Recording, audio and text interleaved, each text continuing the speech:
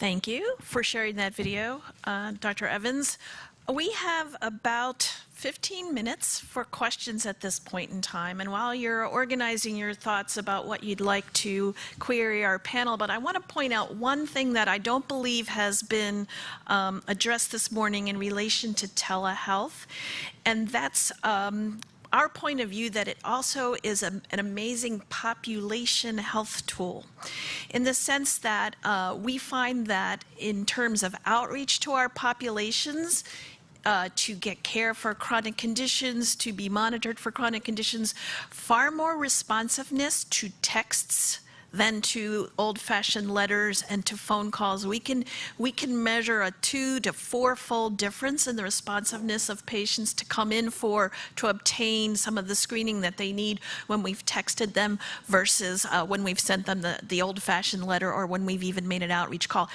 In fact, texting far superior to secure messaging for that same application. We send a lot of messages out for population health reminders. We see a lot of them never opened, and so we find the most responsive thing that we get is texting. Just wanted to point that out. The other thing I would say is probably common to the VA and to Kaiser Permanente is when we're in an encounter of any kind, whether that's scheduled telephone or whether it's synchronous video, one of the things that our providers are always doing, because they're connected to that EMR, is scanning that record for, hey, what else does this patient need? This patient may have called in for a problem with a sprained wrist, but I notice that she also needs a mammogram, and I'm going to reflect that to her in this visit and order that and get that set up for her. So this connection and the ability to, in every encounter, whether it be face-to-face or virtual,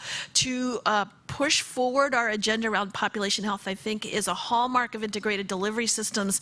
And I think one of the main reasons why we innovate a lot around it in our integrated delivery systems. One of the things that I'll do is get us started with some questions, and I would like to ask Dennis and Neil to provide us any reflections you may have on the ability of telehealth modalities to at least partially address provider burnout. Someone mentioned that this morning in the first panel. I think it was Helen. Helen said there is no joy in medicine. No, there's very little joy in medicine right now. And is this a modality, a different way of seeing our patients, perhaps maybe a small bit of an answer, or is it just another task we have to accomplish in our days?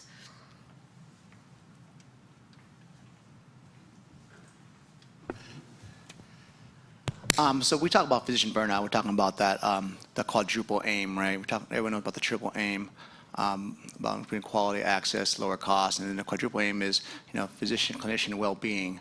I think for us at Kaiser Permanente, it's been very helpful in the sense that, we always had this this underlying culture that our physicians, our providers are trying to provide the right care, right time, right place, right? When you match those up pretty well, then your physicians in the clinic can have more time to deal with more complex patients, more complex cases, right? And we found that our physicians that do use telehealth in that manner are finding that, the patients that are doing telehealth are very happy because they get more time on the screen. We're kind of cutting out some of the waste. And then the patients that are being seen in clinic that have more complex cases are getting more time, more attention. The physicians are less stressed about trying to get room to room. Right? So that's one way that we found that is helping physician well-being. And then many of our physicians are, our patients carry around smartphones, so do our physicians now. So not much of the technology and much of the delivery is starting to move for us towards smartphones, where our physician can be more mobile in different places. We do have a pilot where we do have physicians that are able to deliver care from home or from whatever clinic they're at. So you think about that mobile solution for them, it makes it much more efficient and more flexible. They can control their time better. Those are just a couple aspects that we found our physicians that do telehealth are happier. And the patients that use telehealth, they actually have it was like a 10% higher satisfaction score using telehealth than in office visits. That's really good in office visits already, but. Yeah, I think it's this is a very important question, and I think it's a mixed bag. And a lot of this depends on how telehealth is implemented. and the incentives around it. I think most providers recognize the value proposition. Most providers want to have a better connection with their patient, want to deliver more responsive care, want to deliver higher quality of care, but they're frustrated with the volume of work. And the danger of telehealth is that it becomes just yet another inbox that one has to manage. And so I think there are three themes that I like to think about that help with this question. Number one is that telehealth initiatives are best implemented in a team-based environment. And one has to be really careful to think about who on the team should be doing what action. Not all secure messages need to go to the physician. Not all, you heard a lot about the technical check before a video visit. That's a way that we can make this better for the patient. The second is you have to recognize this as value. Kaiser and VA have both made a significant commitment to saying this is something that we do, and we're going to recognize the delivery of care via these virtual means as equivalent to face-to-face care. We're going to give you workload credit for it. The parallel for that in the private sector is reimbursement, which is why this topic of reimbursement comes up so often. It's how do you help me with that? And then the third part of this is any implementation needs to be customized and have the provider team's voice in it. Otherwise, there's not buy-in, and it just leads to more burnout. I think we have some questions from the floor now. I don't know who came up to the mic first. Over here to my left. Go ahead. Hi, my name is Melissa Williams, and I'm with the National Patient Advocate Foundation. First, I just want to thank Kaiser Permanente for convening this forum. I think the topic is just so timely. I just want to start off by saying a little bit what National Patient Advocate Foundation does, in case some of you are not familiar with it. But our tagline is the patient voice, and so I'm so glad to see that being reflected in this panel. But we're the advocacy affiliate to the Patient Advocate Foundation, and it's a national nonprofit that provides direct case management services to patients all across the country. So people who need assistance dealing with billing errors, needing help to get to their appointments, insurance snafus, you name it, our case managers will be there to assist these people. It seems as if telehealth could really be a great solution to a lot of the issues that they face. For instance, one of the things that patients call about is transportation. They can't get to their appointments. They have to take time off work to get to their appointments, or they have to rely on a caregiver to take them to their appointments. And I just want to add that a lot of the patients that we serve, their income level is, the majority of them is $23,000 and below. And so, you know, telehealth sounds like a really great solution, but there is this digital divide. And so how is the VA and Kaiser Permanente, how do you all deal with that, or what are your suggestions so that, you know, these services are accessible to everyone?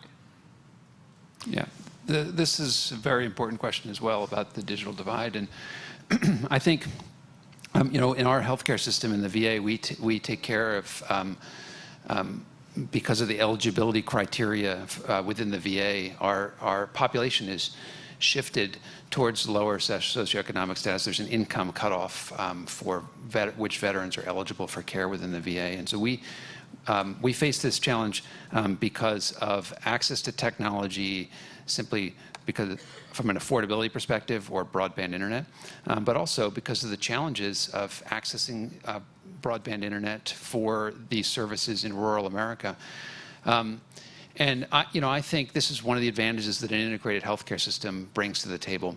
If we have a patient who we know has a significant chronic condition and is going to benefit from regular virtual care in the home, we provide the equipment with cellular services. And there's a strong business case for us to do that. we save tremendous money by doing so. Many of these patients, we actually pay their travel costs back and forth to the medical center. We save that travel cost. We deliver them more responsive care. And so some of it is providing technology. But I would take a step back earlier. This is also where there's some value in thinking about telehealth doesn't happen magically. And it's not just having the technology, it's knowing how to use it. And so doing training during face-to-face care, optimizing the time that you have in person with patients, which is about delivering healthcare, but also helping them leverage your digital tools, is another way that you can reduce that divide.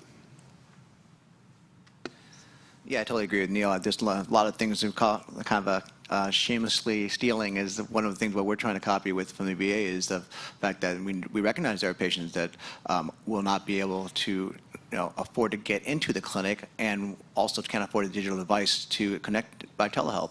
So some of the projects we have going on in some of our regions is to send the patient home with a KP issued device where they can connect to their provider, and most of these for more chronic conditions, just like you guys are doing. So yeah, I'm a great admirer of your system and how you guys went with that. So that's we're definitely copying that strategy too.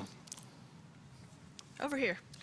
Well, thanks for answering that digital divide question. I did have a quick follow-up on that and the general question. The follow-up on the digital divide question was, once you send the patient with the technology, do you then provide services to support that patient with the functioning of that technology as well? Yes, we have a help desk that's available to them, and for some patients we'll do an in-person visit to help them get set up with the technology in the home. So my general question was, can non-integrated or even integrated organizations adopt the practices of such successful organizations like yours piecemeal? Or do they really have to start thinking about a more fuller adoption of the way you approach it? I think absolutely the answer is that organizations can adopt these technologies piecemeal. And again, it's not about the technology. It's identify a problem. This is a clinical problem that we have. This is a problem that our patients are having. It's an issue, a point of stress for both patients and our healthcare system. And then think about what solution solves that problem. Oftentimes what I think happens is healthcare systems, somebody goes to a conference, they see some technology, they say this is kind of exciting, and they think about how do I apply this technology to my healthcare system, as opposed to thinking about what is the problem, where are the pain points in healthcare delivery, where are we having outcomes that we're not so happy with, and now let's think about sort of a holistic approach that involves both face-to-face care and virtual care, that may involve, it's not all video care, that may involve monitoring, that may involve, a web-based portal, something simple. It's funny that we say that that's simple. It didn't used to be simple, but now it's pretty simple, some of these technologies. That, in my mind, is the approach and allows you to then bring programs on in a way that makes sense for your organization.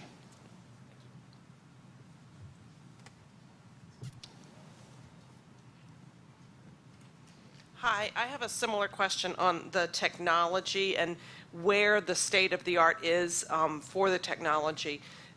Given the experience of physicians with EHRs and the promise of transforming practice through EHRs and then the practical reality for physicians, where is the technology, the state of the technology for virtual visits and for remote patient monitoring?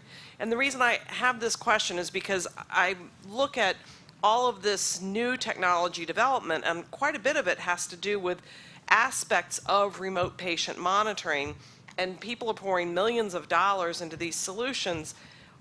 Are there good solutions, satisfactory solutions out there now, or is there a need to continue to improve the technology available? Well, I believe there's always opportunity to improve technology, right? But then I think the big part is integrating it, right? We have so many pieces of technology out there that it causes more fragmentation in the technology world. When it's not integrated, if you're a clinician and you're a patient and you're trying to use 5 apps and for 5 different devices, I think of it like home automation, right? Back in the days when you had one clicker for your shade, one clicker for your lights, one clicker for what TV, whatever it is. Now you say, Alexa, sleep time, boom, everything goes off, right? I kind of think about this should be almost as seamless and everything needs to be integrated if you're going to really get a great experience for the patient and for the clinician. So it's not about shiny and shimmery in my mind. I love going like CES, I love seeing technology, but I think about it, I go, how does that really fit into our model and what we're trying to do, the solution we're trying to provide? I mean, I think that sums it up. So we are unfortunately out of time. I did want to especially thank Ms. Brenda Trueheart for sharing her story with us. We know that this was actually a long commute for you this morning, perhaps a little bit daunting, and we really appreciate you being here to be that voice of the patient. Please let us know. Ping him, ping me, if we're falling down on the job now, okay? So you've got to be that voice of the patient as we continue to deploy more technology. To my panelists, Dr. Dennis Trong, Dr. Neil Evans, thank you very, very much for a stimulating, fascinating panel this morning. And to our audience, you're now invited to lunch. It's back where we had breakfast this morning, back in the mission room. Want to bring you back here around 12:50 because we have another video we'd like to share with you this morning. One more round of applause for all of our panelists.